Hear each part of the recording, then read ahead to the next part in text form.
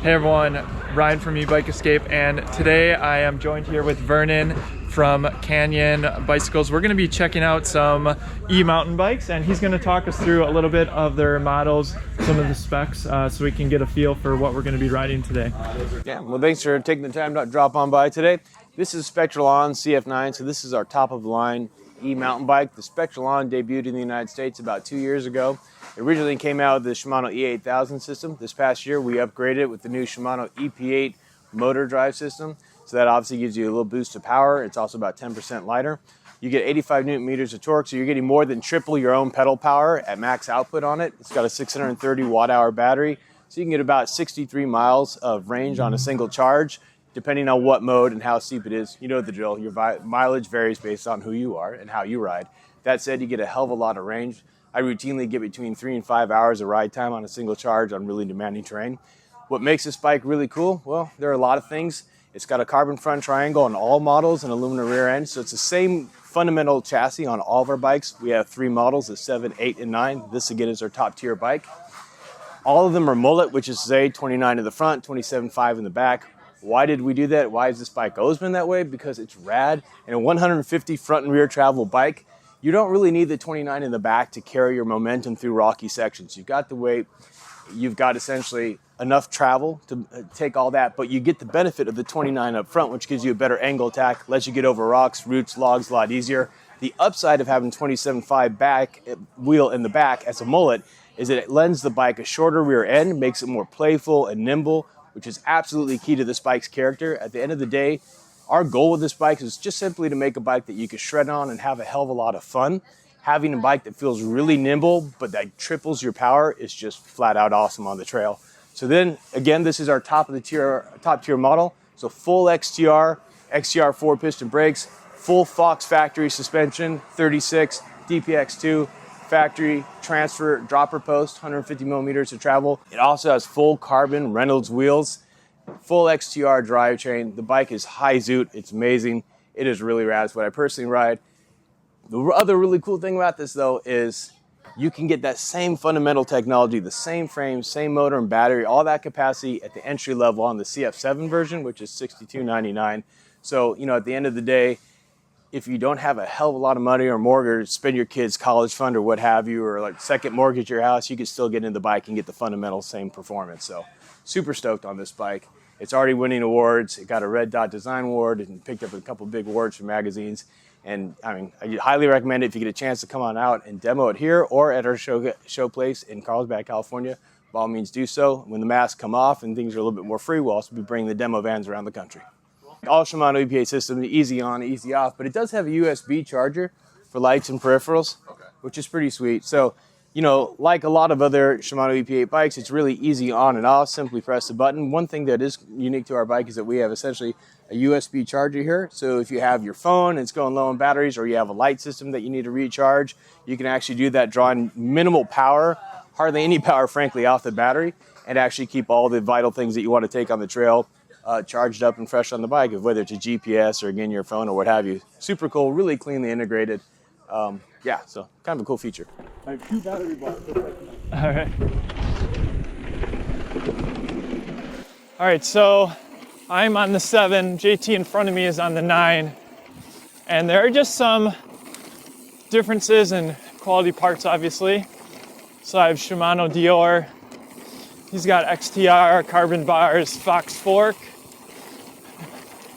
You can check out the other specs on their website as well,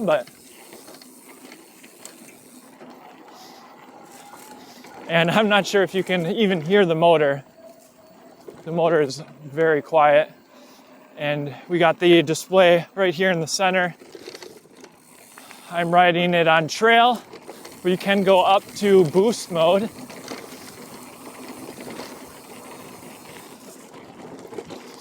The full suspension is awesome on this trail. And it's really been fun to hit some of the flowy parts of this trail. Definitely a little bit more exciting riding compared to an acoustic e-bike.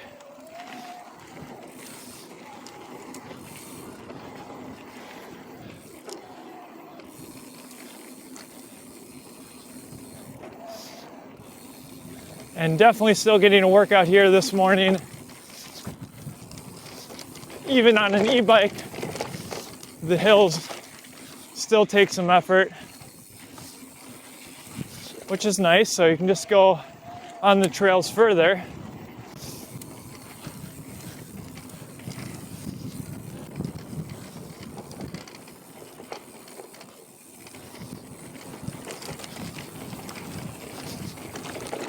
This section is very rutted out, but the full suspension definitely made that section more comfortable.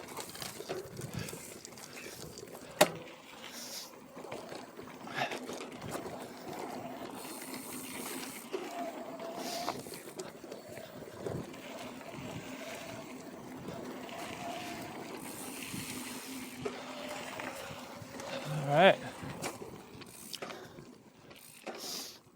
Okay, so cycling through, you can see distance, odometer, range, and if I change into the lower pedal assist levels, you can see an Eco 53 miles up to Boost 17 mile, which is pretty impressive. Average, max speed, cadence, clock, and current miles per hour, which is what I like. All right, we're gonna go up this hill. Race you to the top. Yeah. I've been riding in trail, which feels like pretty good speed. I'll let you go ahead. All right. I'll follow you. Ryan will always catch me. And definitely still going to be doing some work up this very steep section here. I'm gonna have to shift down.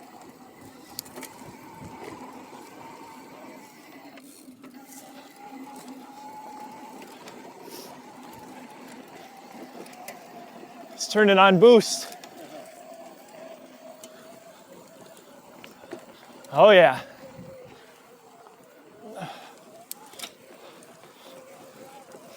We were talking yesterday after our ride that we probably wouldn't have done this ride if it wasn't for being on e-mountain bikes. Yeah. And so we're kind of in casual clothing, given we're at Sea Otter, and although we are working a fair bit, cannot be exhausted the rest of the day. And yeah, the views up here are incredible.